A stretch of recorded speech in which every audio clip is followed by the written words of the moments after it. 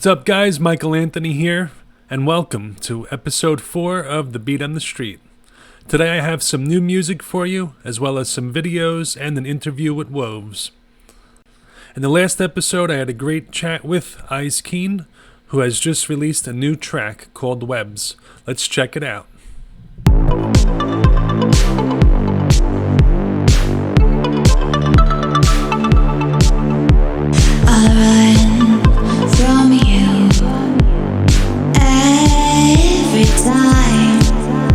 The stars, they won't align. I'm not made to be easy to breathe.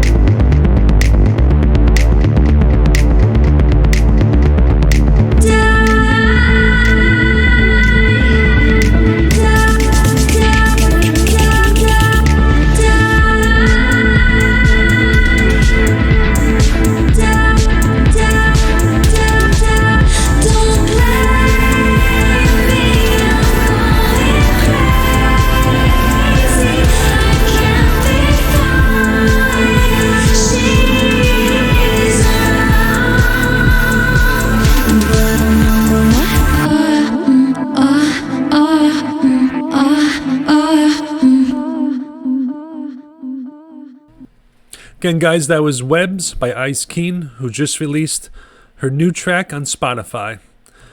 So let me ask you a question.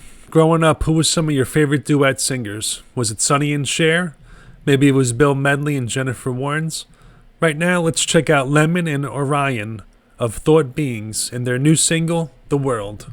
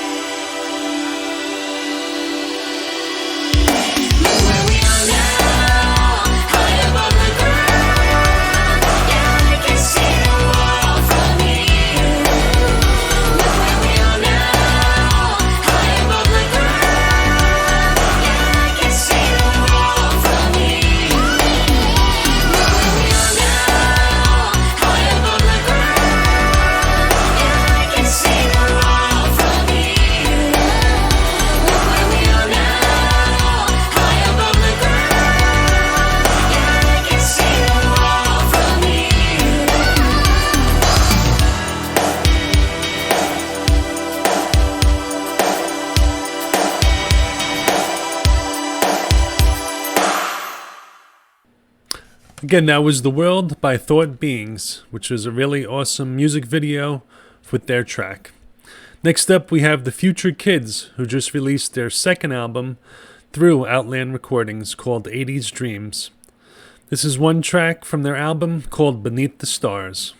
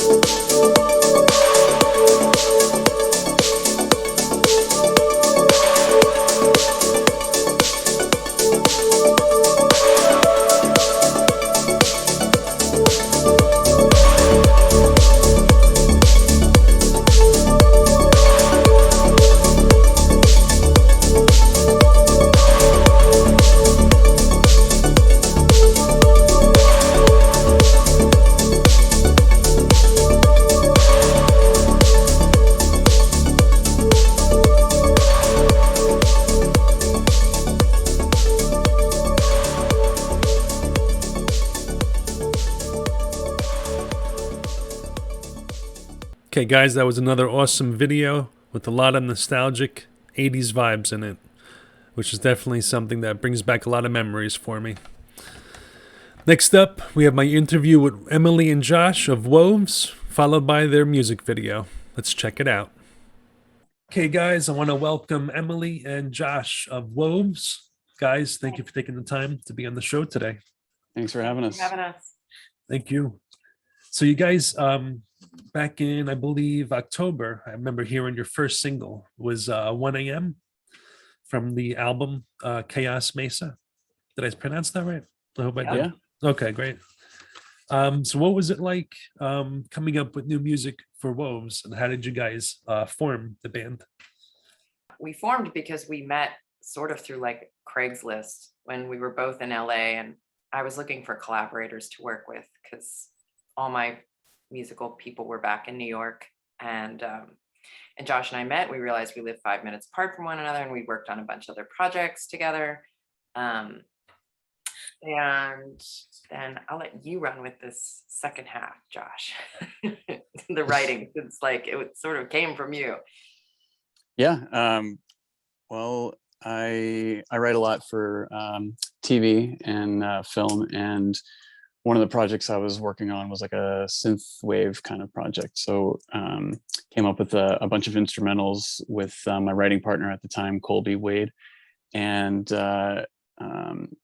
used some of them for that project, and then a couple others I was like, oh, we should release these. These are really cool. So sent them over to Emily because she can always come up with vocal parts and lyrics pretty quickly, and she connected with the tracks right away and was able to come in pretty soon after that and lay down some vocals. And she sent it to a friend of hers from school, and who ran a record label and was looking to start like a new division of that label for synthwave, or like, I guess, synthy stuff. He was electronic. He was a big fan of Depeche Mode. Oh, okay. And wanted to kind of roll with that and do his own thing. So he asked us to, can you guys get me an album of this? So I think by then we had like 2 or 3 songs. I was like, sure. So over the next couple months, just wrote, pushed out these tracks, and it came kind of naturally. Once I'm on like a project, I kind of have to, I just go until it's done. Like I don't think about anything else really until I get that finished, and that's pretty much where we're at. I've got the tracks out to Emily. She came in and laid down vocals, and I think a couple weeks later, we had an album. So that's how that came to be. Cool. That's definitely one of my. I was going to say, then that label kind of took a pandemic hit, and we were starting to release some of the music on our own, well, through Josh's indie label, which is what we'd kind of put out stuff we'd done together before. And then Cole approached us before 1 a.m., obviously, because we ended up signing with Retro Reverb Records, mm-hmm. and putting 1 a.m. out as the first single with the label. But we had done earlier releases of Release and So Used to Heartbreak and the Christmas single. And then we remixed them for the album that Retro Reverb Records put out. Oh, wow. That's really cool. Journey. Yeah, definitely. I think both of you guys have backgrounds in music as well, too. I remember from reading the Let's Get to Know, the written interview we did on the website, which was really cool to see. And then Emily, you've also had vocals in other genres of music as well, too. Yeah, like we started releasing singles for Woves at the beginning of 2021. But 2020 was sort of the culmination of a few years of me really in LA's Americana rock scene. And I put out a record in 2020 that was produced by Ted Russell Camp, had some radio and Spotify stuff and everything, but everybody kind of knew me from that world. And then it was like, about face. I mean, people in New York knew me to do electronic stuff. And there's some collaborators I have in the UK that really only know me for that unless they've seen me play live with an acoustic guitar. But yeah, those are sort of like my two spaces, or like more organic Americana rock Hmm. or electronica. And when I say electronica, it could be anything. Like I've done stuff in house, I've done stuff in trip hop. We have this like synthwave thing. Yeah, it's, I don't know. It to me, it's like it's the same writing process with different dressing. If Okay. that makes any sense. You know, the Yeah, sure. songs, the way I write a song is the same, whether it's for a guitar as the lead or a synth as the lead. It's just how it's produced.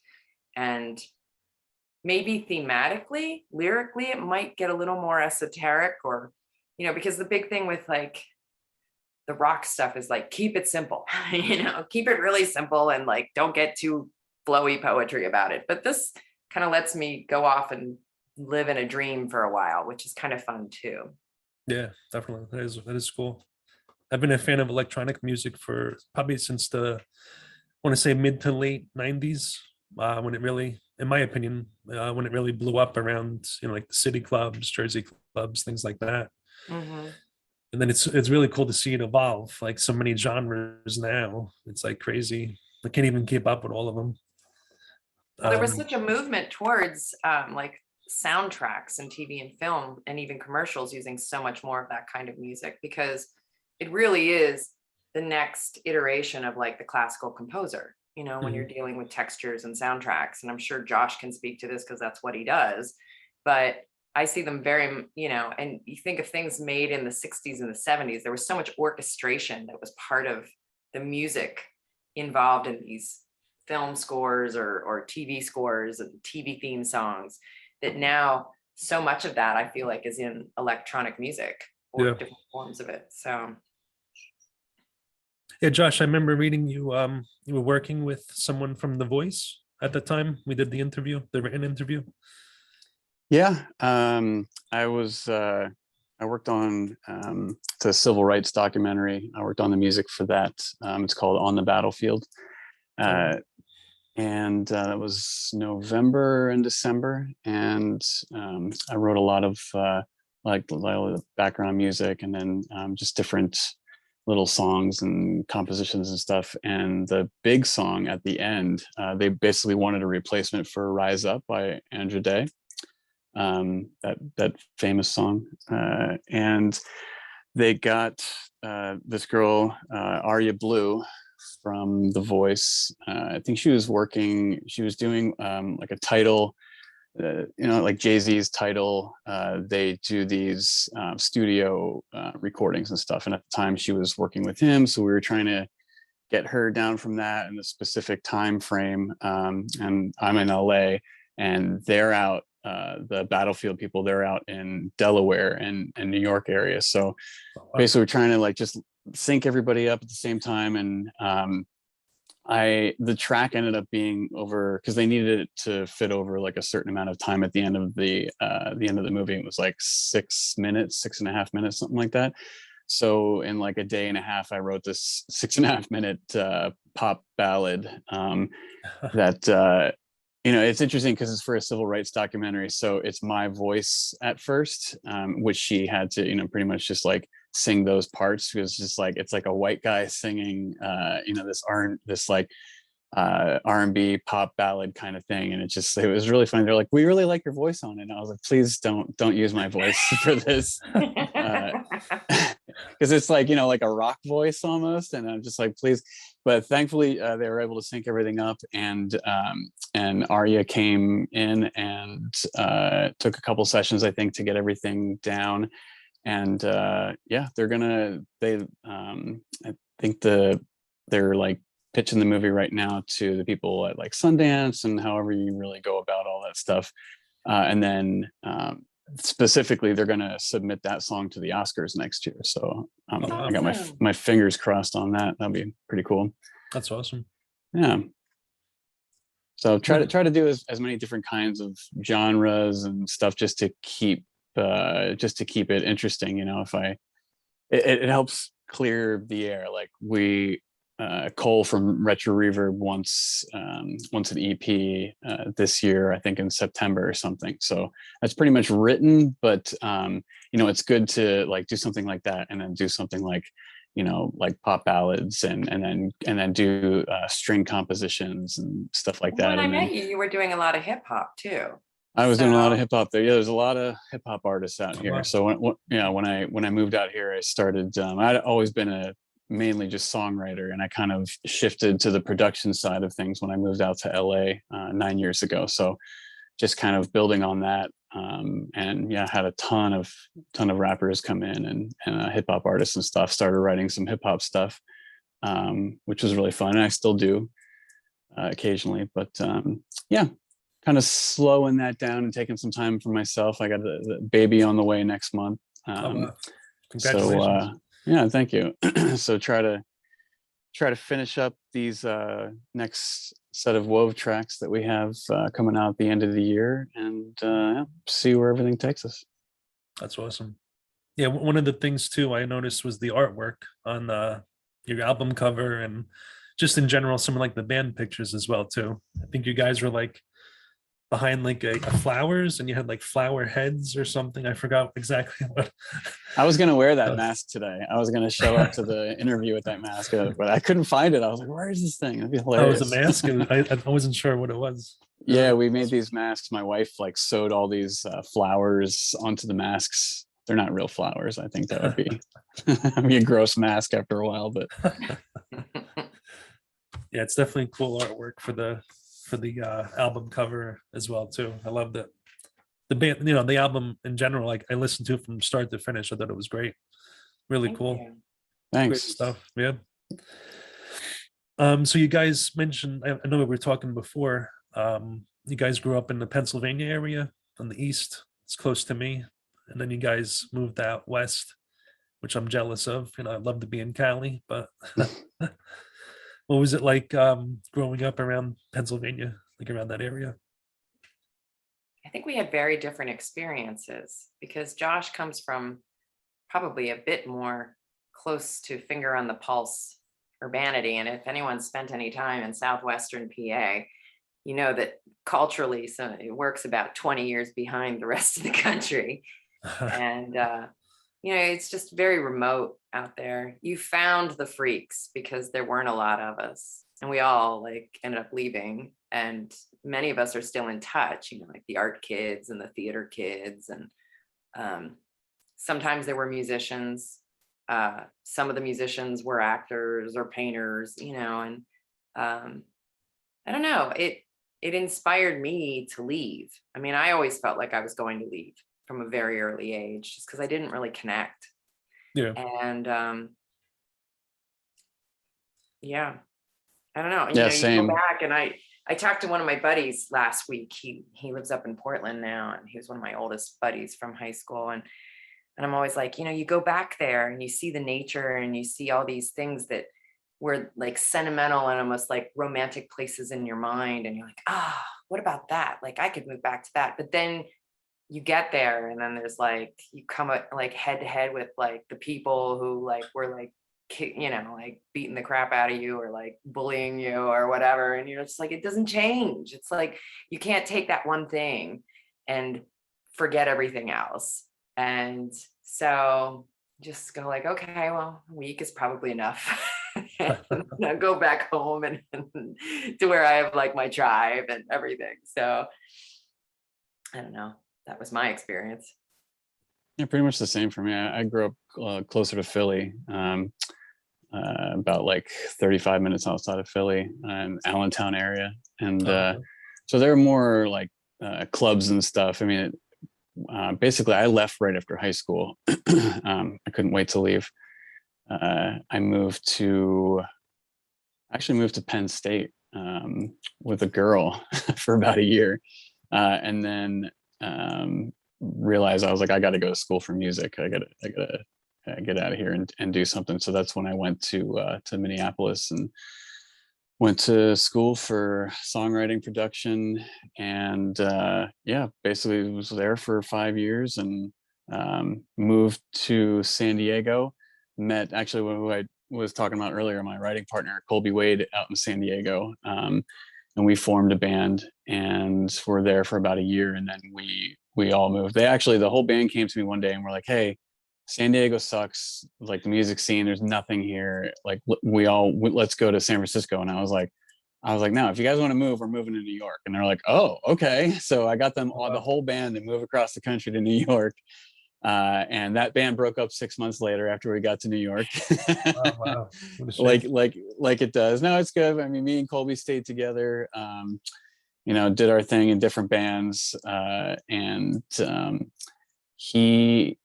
I moved out here 9 years ago. So we're basically in New York for about 10 years. I moved out here 9 years ago. And he actually just right when the pandemic hit, there was, I think actually like a year into it, his restaurant that he worked at closed down. And his girlfriend's brother owns a cannabis farm up north here in NorCal. So they just ended up moving up there and they work from there, and he's still there now.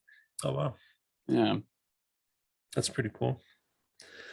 So where can everyone find you on social media? You guys are on Twitter, I see, Instagram. Yeah. Let's see. Well, we have sort of a paltry website, which may actually disappear, but that's wovesmusic.com. We're on facebook.com/wovesmusic, Twitter @wovesmusic, Instagram @wovesmusic. We have a very Bandcamp, woves.bandcamp.com. That's the place where if you want to buy any music or anything, you should go to. Yeah. And then if you want to get Woves merch, because I haven't figured out how to get it onto the Bandcamp yet, but you can go to singenginerecords.com, which is Josh's label. And there's a store and it has like cool lids like the one he's wearing, and t-shirts and tanks and sweatshirts and, I don't know. Do you have a beer koozie? No, I'm working on country market. I'm working on underwear and beer koozies for sure. Thongs. I can't fit anything on a thong. You can't fit anything on a thong. Is there a supply and demand for that, or? Probably. I hope so. Someone's gonna buy maybe onesies. You gotta branch into that market. Oh my god. So disposable Woves diapers. There you go. I definitely have to check that out. I'll definitely get something. Definitely support you guys. It's awesome. Thank you. So before we wrap up the interview, guys, do you have any announcements, anything coming out shortly you'd like to let everyone know about? New video, April 23rd for Flesh and Bone Midnight Dancing. Awesome.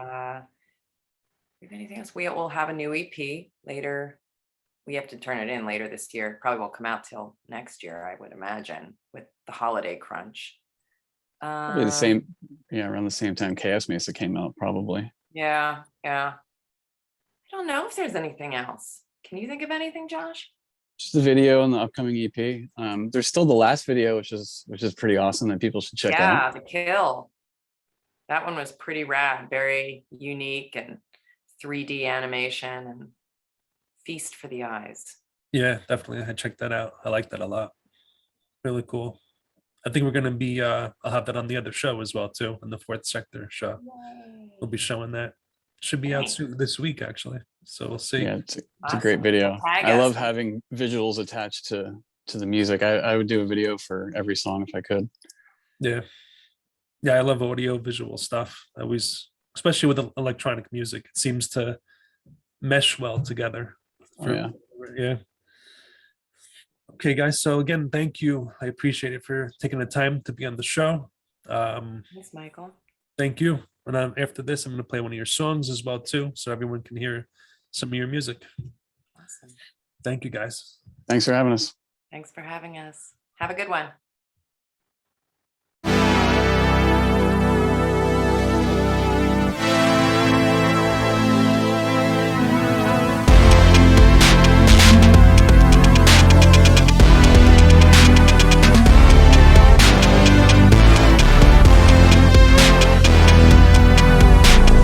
Running high, arms out wide, escape and ride the light. Fast to drive, feel so alive. City in the rearview, pull me closer if you're there today. I don't want anyone but you. Been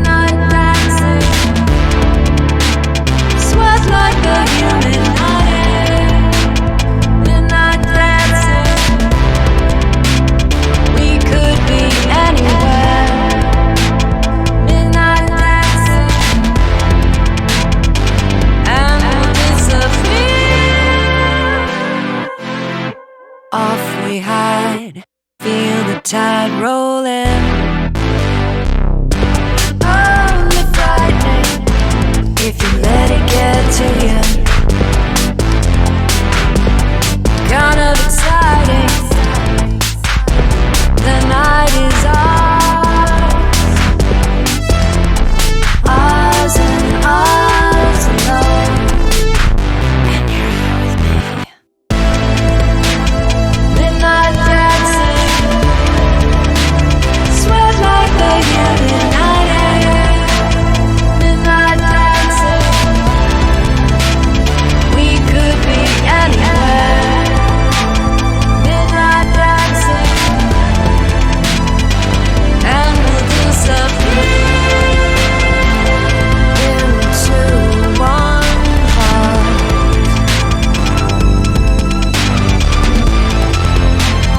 Into one heart.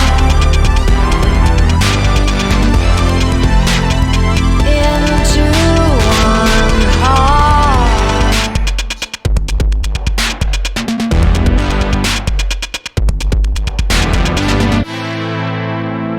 Flesh and bone, together on our own. I'm still searching. Flesh and bone, I can't find together you. On our own. I'm still searching. Flesh and bone, I can't find together you. On our own. I'm still searching. Flesh and bone, I can't find together on our own.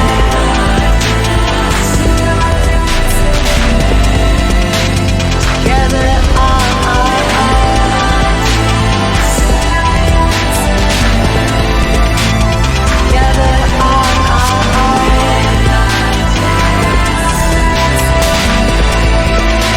Together on our own. Midnight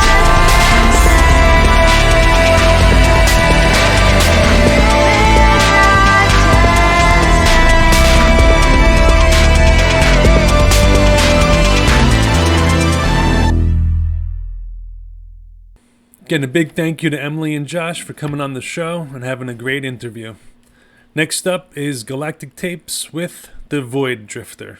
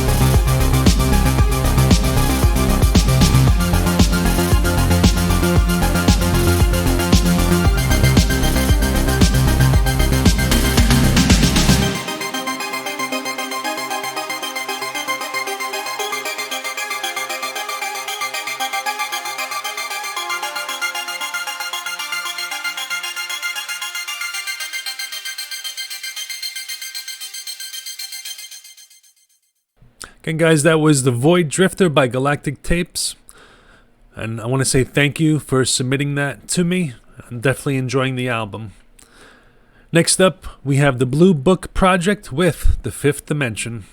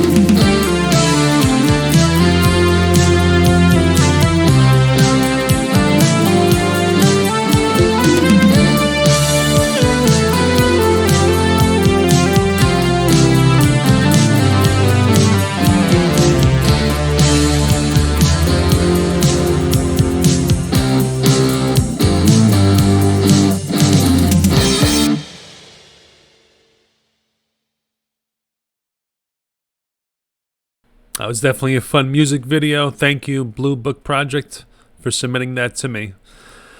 One last video, guys. We have Coolmowee with Searching for Love. I'll be searching for love.